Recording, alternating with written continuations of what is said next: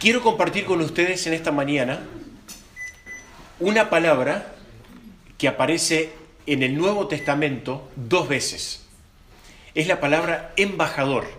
Y ustedes, algunos de ustedes deben estar diciendo, sí, aparece en... Y ya vamos a leer los pasajes. Pero ¿qué es lo que hace un embajador?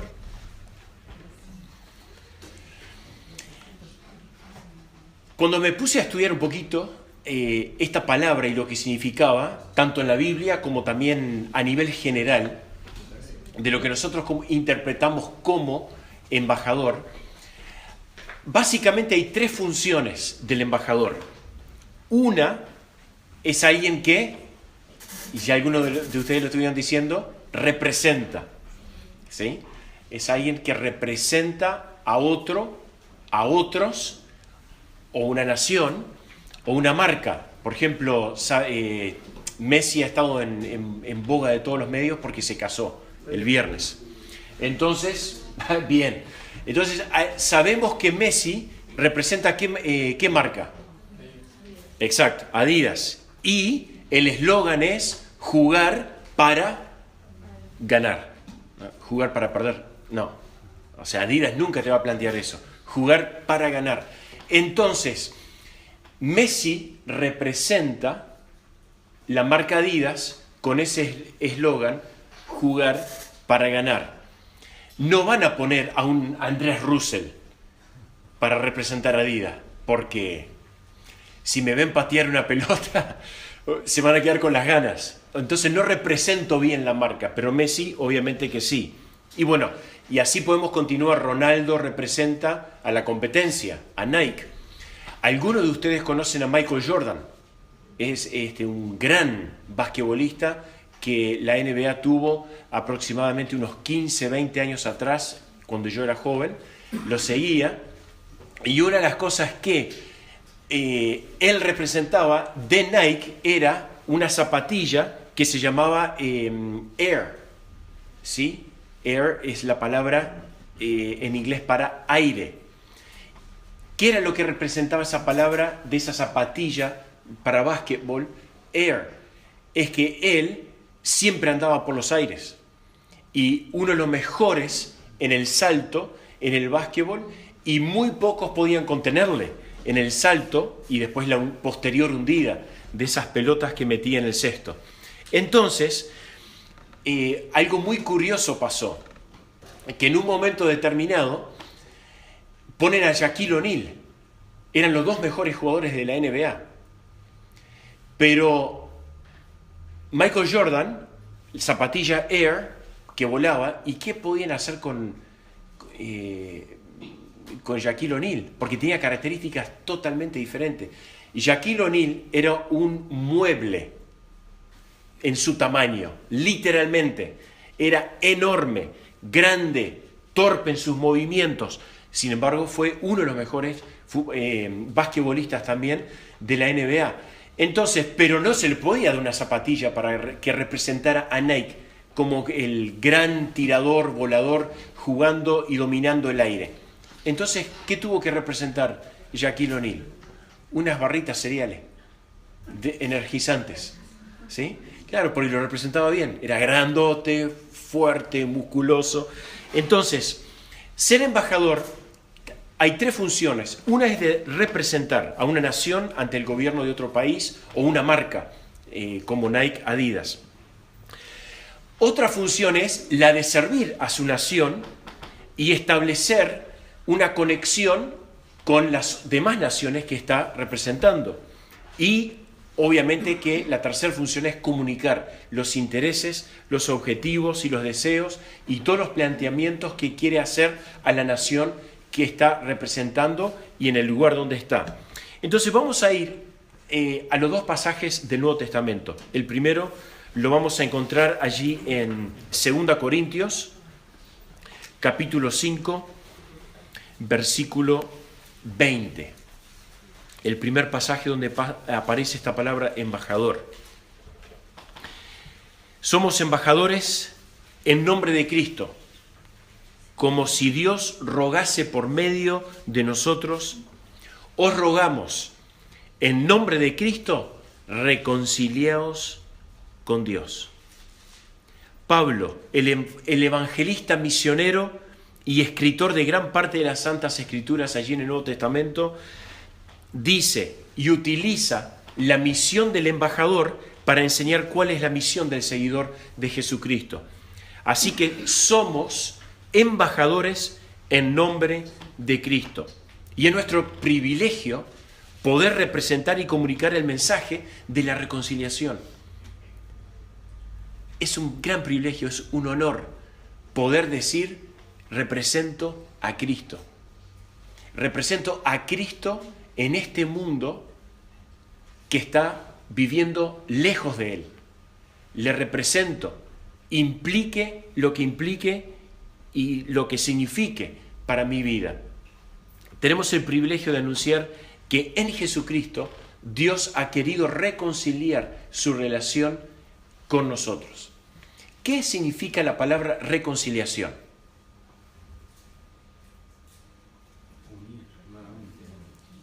Ok, tiene esa connotación.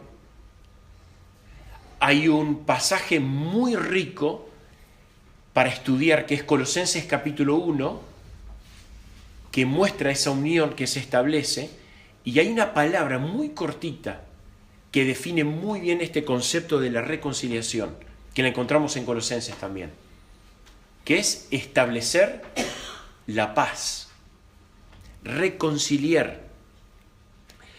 Cuando nosotros hablamos de reconciliar, pensamos en algo que estuvo, ¿qué? Separado, en guerra, en problemáticas. Y bueno, y esta es la situación de la familia hoy en nuestra sociedad, donde vemos familias que están destruidas, que están separadas, que están peleadas entre sí, tal cual la Escritura lo predijo. O sea, hay hijos que se están poniendo contra sus padres, padres que están abandonando a sus hijos, hay relaciones entre hermanos que se corrompen y se dañan y que generan distanciamiento. Es la realidad que estamos viviendo. Y esta era la realidad tuya y mía antes de conocer a Cristo como Salvador. Estábamos separados totalmente de Dios y de la presencia justa y perfecta de Dios. Pero Dios ha reconciliado. Y este es el mensaje que nosotros representamos y la persona que representamos. Cristo Jesús, aquel Salvador del mundo que ha llegado a nuestra vida. Son noticias importantes, pero también son noticias urgentes para un mundo moribundo, un mundo que se cae a pedazos y que necesita de Cristo. Ahora, yo sé que varios de nosotros somos embajadores de Cristo. Pero tal vez hoy, en esta mañana, hay alguien que no se puede llamar embajador de Cristo. ¿Por qué? Porque no sos ciudadano del cielo. Y la Biblia habla de que podemos ser ciudadanos del cielo. Yo tengo la ciudadanía de Uruguay. Tengo la ciudadanía de Canadá. Perfecto, o sea que soy uruguayo y soy canadiense. Pero esas dos ciudadanías no tienen nada que ver con la ciudadanía que poseo en Cristo Jesús. Soy ciudadano de los cielos y represento a Cristo que está allí a la diestra de Dios Padre. Y espero, y vamos a tocar este mensaje tan importante de reconciliación sobre el final, de que tú también puedas ser un ciudadano del cielo, irte esta mañana, no como entraste, diferente, conociendo a Cristo como el Señor de tu vida. El segundo pasaje donde se nos habla del embajador es en Efesios capítulo 6, versículo 20. Efesios 6, versículo 20. Que Dios me dé palabras cuando yo hable, dice Pablo, y que yo pueda hablar con valor para dar a conocer el secreto del mensaje de salvación, por el cual soy embajador, representante, aquel que sirve a su Señor y representa. Pero dice, por el cual soy embajador, ¿cómo? En cadenas. Así que ya nos damos cuenta que este texto es algo diferente al anterior. No porque cambia el significado de la palabra, sino que cambia la situación de quien escribió estas palabras. En el primer pasaje de 2 Corintios, capítulo 5, versículo 20, Pablo hablaba de que somos embajadores. Cada uno, como pueblo, somos embajadores de Cristo. En este pasaje, el apóstol Pablo está diciendo sobre sí mismo que es embajador, como muchos otros, pero con una connotación: en cadenas. Y Pablo termina ese pasaje diciendo: oren para que yo predique este mensaje con el valor que debo predicar. Bueno, un embajador en cadenas. Allí en Hechos capítulo 21 justamente está el contexto de ese texto de Efesios 6, 20. Entonces, llegando el tribuno, prendieron al apóstol Pablo y lo mandaron a atar con 2 cadenas. Allí está el contexto del cual está hablando el apóstol Pablo. Ahora, Pablo, en vez de responder con un triste estado, esta situación que le estaba tocando vivir, optó por tener una actitud saludable ante la hostilidad. Antes de deprimirse por la situación que él estaba viviendo, ser un embajador, pero en cadenas, él escoge vivir esta situación como un honor y un privilegio para quien representaba. Pablo exaltó este oficio de embajador y, respondiendo de forma afirmativa y positiva a todas las situaciones que él estaba viviendo, él puso a Cristo en el centro, vivió para él más allá de las circunstancias que le tocaban vivir. Y esto no es fácil, hermanos. Tal vez acá en Uruguay nosotros estamos cómodos en ese sentido. Como cristianos, lo que tal vez más agravio podemos llegar a tener es algún tipo de burla o cosechar actitudes de ridículo. A mí una vez me escupieron en la cara, y claro, no fue agradable esa situación, pero eso es lo máximo tal vez que podemos llegar a sufrir. Ahora vamos a llegar a un poco, no solamente pensando en el sufrimiento físico, sino también el ideológico, que hoy en nuestro país es más fuerte que la persecución física. La ideológica, con toda la tendencia a lo amoral, contrario a Dios. Entonces, allí cuando se plantean temas del aborto, el casamiento homosexual, bueno, vamos a encontrarnos tal vez con algunos momentos muy tensos con diferentes personas que van a simplemente decirnos: tú estás discriminando, tú no amas a las personas, tú estás desechando a ciertos géneros, y bueno, y allí podés llegar a sufrir a nivel ideológico algunas cosas por ahora, porque ya en Europa esto ha cambiado y podés ir a la cárcel por plantearte firme en alguno de estos temas. Quisiera compartir con ustedes algunos pensamientos acerca de esta gran responsabilidad, pero también privilegio de ser embajadores, y algunas realidades para considerar. La primera es que Dios es quien nos escogió. No es que yo haya salido buscando a Dios, porque a Dios nadie le busca. Él va en busca tuyo, en busca mío, y llega a mí. Dios es quien nos escogió para que fuéramos embajadores de Cristo, y no fue por nuestra propia iniciativa, y de eso se trata la gracia de Dios. Dios no nos envía a llevar a cabo misiones porque nos necesita. Él nos invita a ser embajadores porque nos ama. Dios nos envía porque anhela que tú y yo seamos parte de sus planes soberanos y eternos a nivel local y global en el mundo. Como embajador de Cristo, nunca pierdo ese estatus. ¿Cuántos embajadores han sido retirados por su país porque no estaban representándolo bien en otra nación? Pero como embajador de Cristo nunca pierdo ese estatus. Él me compró por su sangre, me ha perdonado, me ha limpiado de todo pecado, me ha dado propósito en mi vida y proyección hacia el futuro hasta la misma eternidad. No pierdo ese estatus de embajador. Soy un privilegiado. Tú eres una privilegiada por ser una embajadora o un embajador de Cristo. Como embajador de Cristo, debo estar dispuesto a cambiar de escenario si Dios así lo requiere. Entonces, si Dios quiere que algún día vayas a China y te metas en la selva profunda de China para predicar el evangelio a alguna tribu de aquella nación, Dios te quiere ahí, en algún momento Él te lo va a hacer saber. Y te va a ser muy claro y te lo va a decir: te quiero en China y en este lugar de la selva, llegando a tal y tal tribu con el evangelio del Señor Jesucristo. Algo que sacudió un poquito a nuestra familia extendida de los Russell hace 2 años atrás, 1 año y medio atrás, fue cuando un hermano que se invitó a través de Camu a las conferencias de Semana Santa en el 2016, estuvo en el retiro de hombres en el Ombú. Y bueno, mis 2 primas están casadas con 2 uruguayos, un montevideano y un mercedario.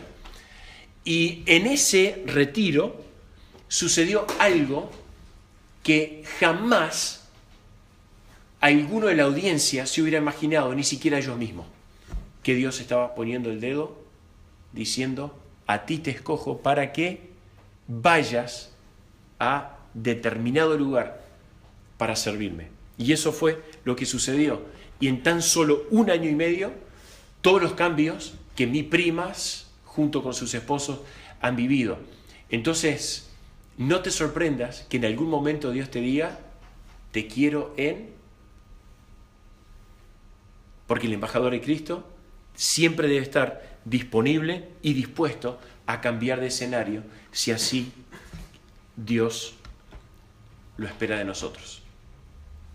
Así que yo ahora estoy en Montevideo, estuve en Rosario, después estuve en Maldonado, ahora estamos yendo a Carmelo y quién sabe dónde Dios nos quiere, pero estamos en sus manos. Él es nuestro jefe, Él es el que dicta la voluntad suya sobre nuestra vida. Estas son realidades para considerar, que son muy importantes y las cuales no debemos ser indiferentes a ellas. Ahora, hay otra realidad y está en pantalla.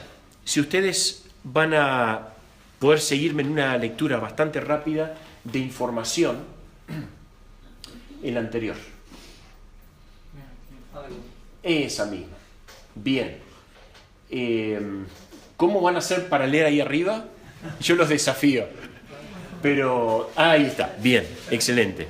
En el mundo actualmente hay 100.000 misioneros. Aproximadamente 3% están sirviendo en zonas aún no alcanzadas. Y por lo general, cuando se hace referencia a aún no alcanzadas, está haciendo referencia a la ventana 1040. Ahora le explico un poquito. Proverbios nos desafía, como dice allí, a ir a aquellos que están perdidos. Libra a los que son llevados a la muerte. Salva a los que están en peligro de muerte. Hay 16.000 grupos de personas en el mundo y más de 3.700 de ellos no han sido alcanzadas. No tienen una iglesia, ni siquiera tienen a un misionero a quien pueden acudir para escuchar algo de la Biblia. Esto significa que 350 millones no tienen acceso al Evangelio. Aún. 350 millones. Con toda esta tecnología que tenemos. Tremendo.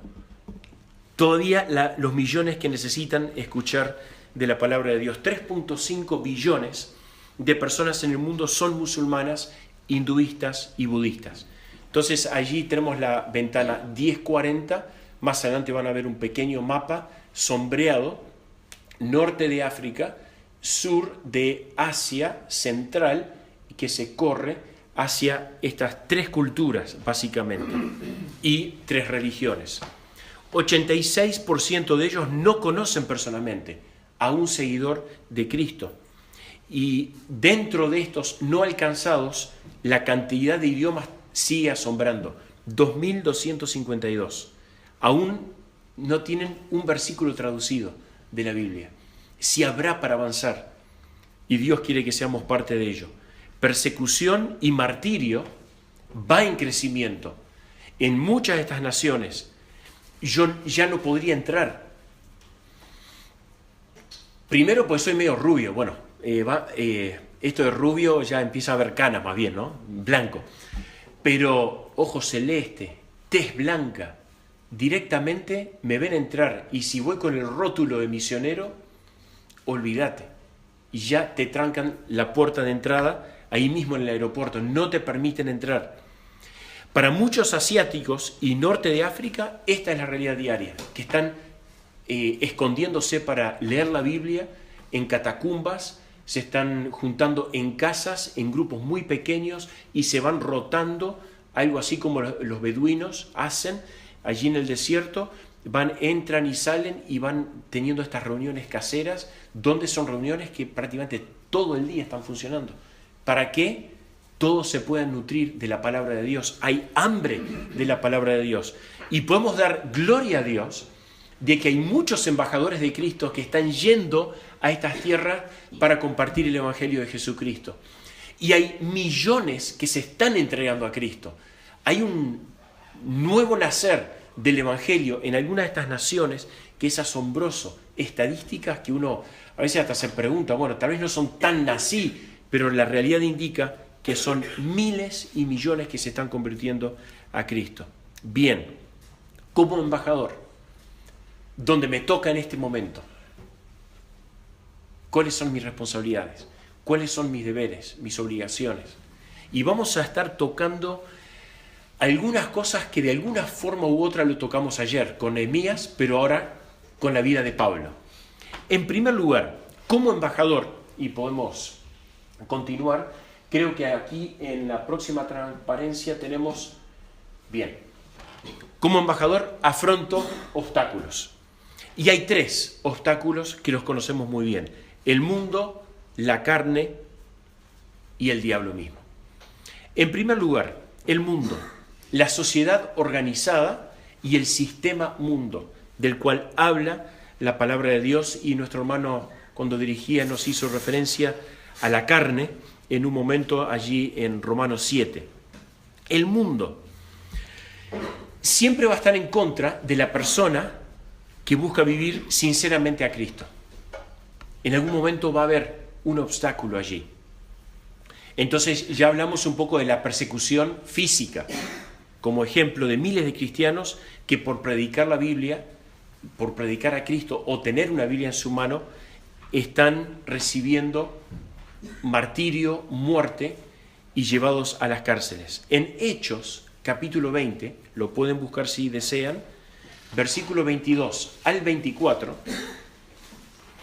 el apóstol Pablo dice, hablando de esta persecución física, Pablo en cadenas, ligado en espíritu, yo voy a ir a Jerusalén. Los hermanos allí estaban diciendo, Pablo, por favor, no vayas. Había habido hasta una profetisa que dijo, esto es lo que te espera en Jerusalén. Pero Pablo dice, ligado en espíritu, voy a Jerusalén. El Espíritu Santo por todas las ciudades me da testimonio, diciendo que me esperan prisiones y tribulaciones. Pero Pablo dice, de ninguna cosa hago caso. Ni estimo preciosa mi vida para mí mismo con tal que acabe mi carrera con gozo y el ministerio que recibí del Señor Jesucristo. Persecución física. Persecución ideológica también. El apóstol Pablo la tuvo. Bueno, hoy lo estamos teniendo. Ya está prohibido, como les decía, por decreto, en la Unión Europea expresar en público que la unión matrimonial es entre diferentes sexos. Por decreto, pero es el primer paso. También está prohibido decir que un niño tiene el derecho de tener un padre y una madre. explico, ¿no? ¿Por qué no puede ser un papá y un papá? O una mamá y una mamá. Entonces ya por decreto, y es un delito de cárcel, y hay hermanos que ya han ido en Europa por expresarse contrario a esto. Bueno, el Dios de este siglo, dice el apóstol Pablo en 2 Corintios 4:4, el Dios de este siglo ha cegado el entendimiento de los incrédulos para que no le resplandezca la luz de Cristo. Este es un gran obstáculo que el mundo plantea al Evangelio de Cristo Jesús.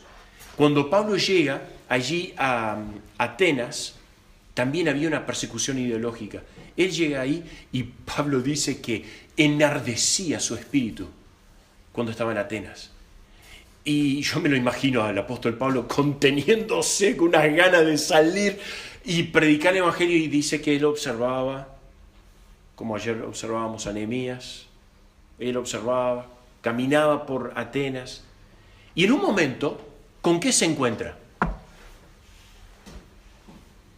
Porque ahí estaban los epicúreos, los filósofos, ¿no? Los estoicos, estaban todos aquellos que estaban en búsqueda de algo nuevo, dice el texto bíblico. ¿Y con qué se encuentra el apóstol Pablo allí? Con una estatua de las tantas que tenían que decía en su inscripción: al Dios no conocido. Exacto. Cuando él vio esa, dice el apóstol Pablo, dijo: esta es la mía. Y ahí comenzó a predicar el Evangelio. Desde la creación hasta Cristo, y allí comienza a desplegar todo ese mensaje que él como embajador representaba. Entonces el mundo, esta sociedad organizada que está en rebelión y contra Dios, influyen, es un obstáculo. La carne es otro obstáculo. Es toda esa parte fea de nosotros que no queremos reconocer. Toda esa mugre y corrupción que hay adentro nuestro, que nos lleva a pensar cosas que son pecado, a sentir cosas que son pecado, a hacer cosas y decir cosas que son pecado. Es toda esa mugre, suciedad que Cristo ha venido a limpiar a través de su sangre preciosa, para que nuestra vida sea nueva y no en esta corrupción. El medio hermano de Jesús dejó establecido allí en Santiago, capítulo 1, que cada uno es tentado de su propia concupiscencia, de esos propios deseos de adentro. No es simplemente el diablo que me está tentando. Sí, es cierto, pero desde adentro mismo de uno. Y llamale pornografía, y llamale materialismo, y llamale egoísmo, y llamale todos los ismos que quieras darle, que nos corrompen el alma y nos dañan y nos hacen mal, inclusive como hijos de Dios.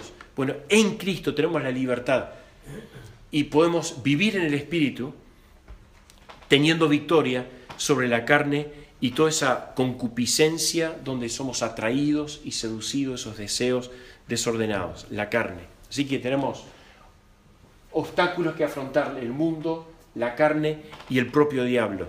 Allí Pedro, en el texto que nuestro hermano nos leyó esta mañana, 1 Pedro capítulo 5, versículo 8 y 9, habla y da la imagen del león que anda buscando a quien devorar.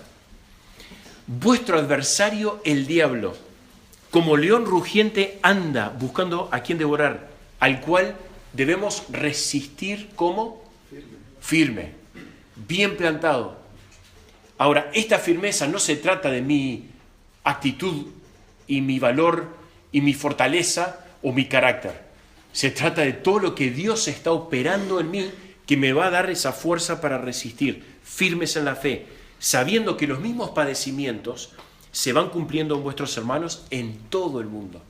Y gracias a Dios que este obstáculo podemos enfrentarlo con ese hermoso texto que nos leía el hermano, que creo que la versión habla hoy.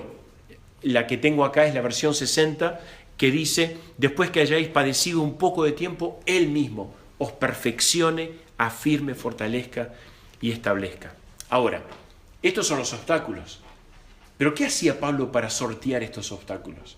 Porque él no se quedó con el obstáculo que tenía como embajador de Cristo a quien representaba. ¿Qué era lo que él hacía día a día? Bueno, mantenía sus ojos fijos en el Señor, en Cristo Jesús, en las cosas de arriba. Colosenses 3, capítulo 1 al 3, 3 versículos para memorizar. Puso la mira en las cosas de arriba el apóstol Pablo, no en las de la tierra, porque había muerto y su vida estaba escondida con Cristo en Dios. Colosenses capítulo 4, poquito más adelante en ese mismo libro, otra cosa que hacía Pablo, él le daba gran importancia al orar. Perseverad en la oración, le decía a los hermanos en Colosas, velando en ella con acción de gracias, orando también al mismo tiempo por nosotros. ¿Para qué?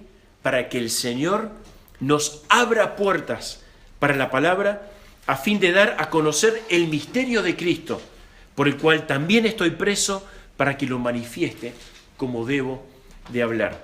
Así que mantuvo sus ojos fijos en Dios, en las cosas de arriba. Fue un hombre de oración que continuamente invitaba a otros a estar orando, y él eligió obviamente ser obediente a todo lo que Cristo, su Señor, le mandaba representar. Como embajador, afronto obstáculos. Pero en segundo lugar, como embajador, asumo obligaciones. Pablo vivía en cadenas, pero estaba viviendo bajo la gracia de Dios. Esto es maravilloso, vivir en y bajo la gracia de Dios. Qué hermoso. Por cuanto os tengo en el corazón, dice el apóstol Pablo, y en mis prisiones, y en la defensa y confirmación del Evangelio. Todos vosotros sois participantes, esto lo encontramos en Filipenses capítulo 1, sois participantes conmigo en la gracia. Y Pablo estaba encarcelado en este momento, cuando decía estas palabras. La gracia, él se sostenía en la gracia.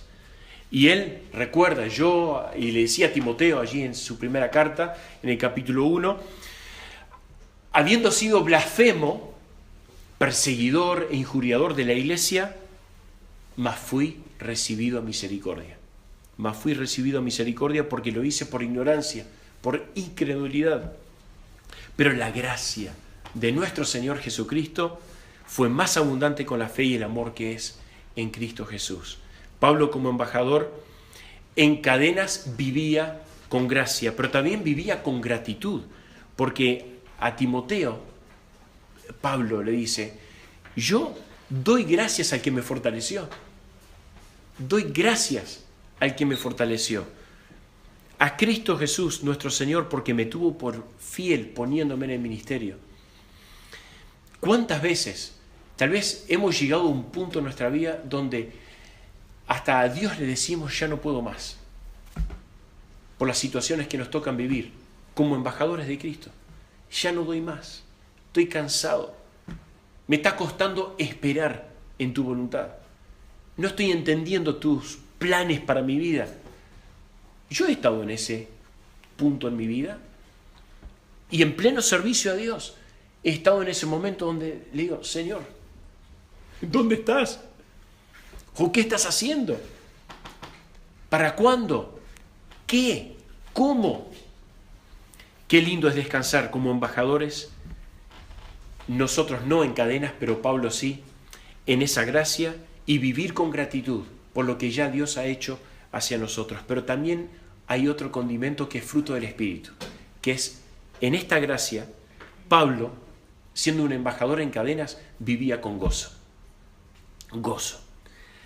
Qué lindo. Pablo dijo, ahora me gozo, a la iglesia en Colosas, capítulo 1, ahora me gozo en lo que padezco por el Señor Jesucristo. Hermanos, cuando estamos sufriendo por la causa de Cristo, por alguna situación especial, no sufriendo como consecuencia de mi pecado o desobediencia, sufriendo por Cristo y por la causa de Cristo, qué lindo es hacerlo con gozo. Que el gozo impere en nuestra vida. El gozo en nuestra vida nos hace cristianos parejos y no inestables. como ayer nos compartía George en alguna de las reflexiones que él hacía. El gozo que hallamos en Cristo, más allá y aún en las dificultades y las situaciones que nos tocan vivir, nos mantienen estables. Cuando mis sentimientos me dictan, estoy deprimido, no quiero más, quiero largar la toalla, me rindo, el gozo de Cristo me mantiene estable y con la cabeza pensando de la forma correcta. El gozo de Cristo allí me mantiene aún si nos toca padecer. Y como embajadores de Cristo, qué lindo es que el mundo que nos rodea pueda ver que tenemos gozo. Qué hermoso, gozo. Es más, en nuestra vida y en nuestra familia hemos intentado desarrollar el gozo del Señor en nuestra vida. Y hay un precioso pasaje que después lo pueden buscar en sus casas en Nehemías capítulo 8, donde dice que nuestro gozo en el Señor es nuestra fortaleza. Y como embajador, Pablo vivía esto. En tercer aspecto, como embajador, aprovecho las oportunidades. Y ahora van entendiendo por qué esto va un poquito paralelo a lo que ayer veíamos.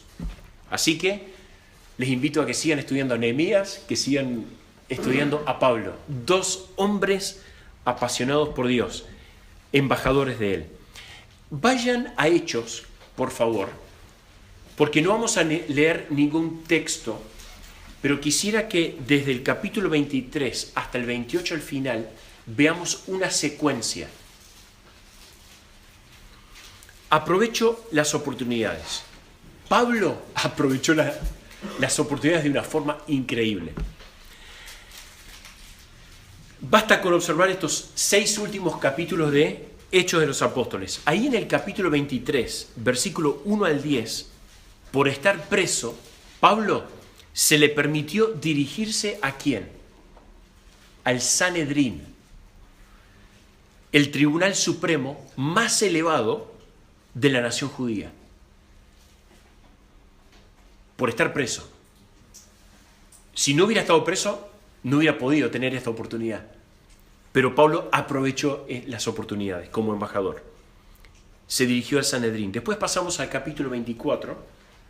Debido a su encarcelamiento, Pablo dio su testimonio ante el gobernador llamado Félix. De no haber estado preso, nunca le hubiera podido comunicar el evangelio a este gobernador. Ahora, estando ante el gobernador, también él podría haber callado la boca. Sin embargo, aprovechó la oportunidad. Capítulo 25 y 26. En virtud de su encarcelamiento, Pablo pudo testificar ante el gobernador romano Festo y el rey Agripa. Después, más adelante, capítulo 27 y 28, Pablo, por ser prisionero, fue enviado a Roma para comparecer ante el César. El embajador en cadenas se sobrepuso a las circunstancias adversas y, contrario a todos los pronósticos, y esto es solamente porque Cristo nos da el poder para hacerlo, convirtió los obstáculos en oportunidades. El embajador en cadenas transformó la tragedia en triunfo. Nosotros podemos hacer lo mismo, hermanos, si queremos responder afirmativamente y positivamente con fe en el Señor Jesús, aprovechando todas las oportunidades. Filipenses, un texto hermoso del cual ya hice referencia, Filipenses capítulo 1, versículos 12 al 14. Quiero que sepan, hermanos, que las cosas que me han sucedido han redundado más bien para el progreso del Evangelio. Aún estando en la cárcel, como estoy ahora, porque Pablo, cuando estaba escribiendo esta carta a esta iglesia, estaba en la cárcel. Más allá de las cosas que me han sucedido, todas ellas han redundado para el progreso del Evangelio de Cristo Jesús, de tal manera que mis prisiones se han hecho patentes en Cristo en todo el pretorio y a todos los demás. Y la mayoría de los hermanos, cobrando ánimo en el Señor con mis prisiones, se atreven mucho más hablar la palabra del Señor sin temor. Qué hermoso ejemplo de un embajador que aprovechó las oportunidades. Y en cuarto y último, para ir terminando como embajador, el apóstol Pablo notamos en su espíritu a lo largo de todas sus cartas y Hechos de los Apóstoles que aplicó optimismo. Pablo afrontó la situación en que se encontraba con una actitud positiva, saludable, basada en su fe en Cristo Jesús. No era ese positivismo que encontramos que viene un poco por la nueva era, la influencia del hinduismo, que lo vemos mucho en Uruguay, en nuestra sociedad, que ha desplazado a Dios. Y bueno, entonces el positivismo, bueno, vos pensás en positivo, actúa en positivo, y toda esta onda que hay que crece y es muy fuerte, no es esta de la que estamos hablando. Este optimismo es centrado en la persona de Jesucristo. Pablo pudo haber reaccionado de una manera negativa en algún momento, pero no lo hizo. Él pudo haber cedido a la autoconmiseración, pobrecito yo. Pudo haberse llenado de hostilidad, pudo haberse entregado a una actitud de depresión, de desánimo, que a su vez fuera capaz de llevarle a la más y absoluta desesperación, pero no lo hizo. Pablo pudo haberse dejado intimidar, pero no permitió que esto sucediera. Esto podría haberle conducido a que hiciera concesiones que debilitaran su mensaje, pero Pablo no lo hizo. Pudo haber optado por permanecer en silencio en algunas oportunidades a la espera de que sus circunstancias mejoraran un poquito, pero Pablo no lo hizo. Él estaba representando a Cristo como embajador. A Pablo lo estaban por llevar a la muerte y le dice a Timoteo allí en 2 Timoteo capítulo 4, versículos 7, 8, o tal vez un poquito antes, si no me equivoco, tú sé sobrio, Timoteo, y soporta las aflicciones. Haz obra de evangelista y cumple tu ministerio. Pablo creía que Dios estaba obrando con amor y poder para redimir a los hombres. ¿Redimirlos de qué? De la vacuidad, del vacío, del desperdicio, de la debilidad humana y toda esa soledad que una vida sin Cristo tiene. Pablo, como embajador de Cristo, sabía que tenía un mensaje que era lleno de esperanza y lo quería transmitir a aquellos que no la tenían. Cristo, dice Pablo en Filipenses capítulo 1, será magnificado en mi cuerpo, o por vida o por muerte, pero Cristo va a ser magnificado, porque para mí el vivir es Cristo y el morir ganancia. Y como en este contexto cobra vida para mí el vivir es Cristo y el morir ganancia. Dios está buscando hombres y mujeres para que entren en una relación personal, íntima y armoniosa con el Creador, Dios mismo,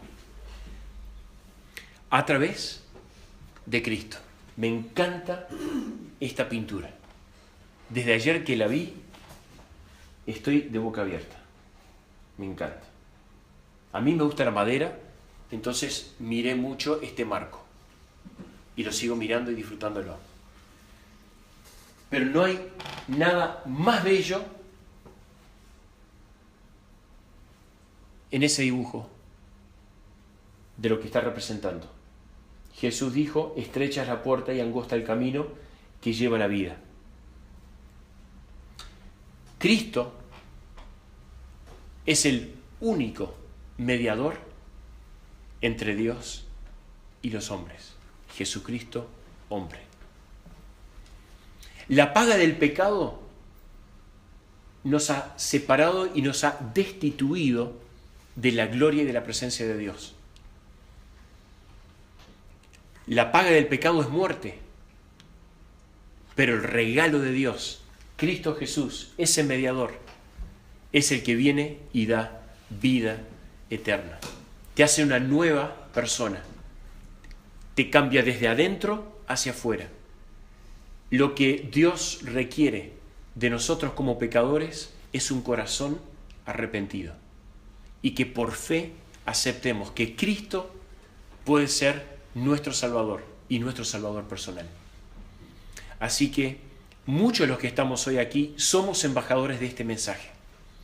Pero si tú te ves en este momento y en esta mañana que tal vez no eres un embajador de Cristo porque no has entrado en esta relación personal con Dios, hoy es el día, antes de salir, en la que puedes entregar tu vida a Cristo Jesús, reconociéndole a Él como el Salvador, aquel que perdona todo pecado, a quien puedes entregarle tu vida para salvación, perdón y vida eterna. Que así sea.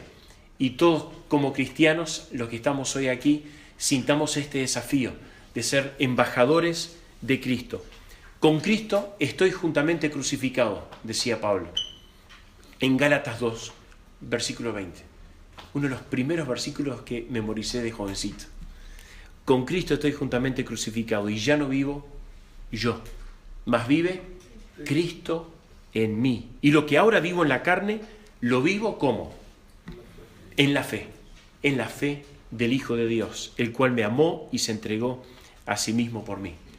Anhelo que puedas experimentar el mismo gozo que estoy experimentando de conocer a Cristo de forma personal. Anhelo que puedas vivir con gozo esta carrera tan hermosa como embajador, llevando la bandera de Jesucristo y el mensaje portador de esperanza a aquellos que aún no lo conocen. Oramos.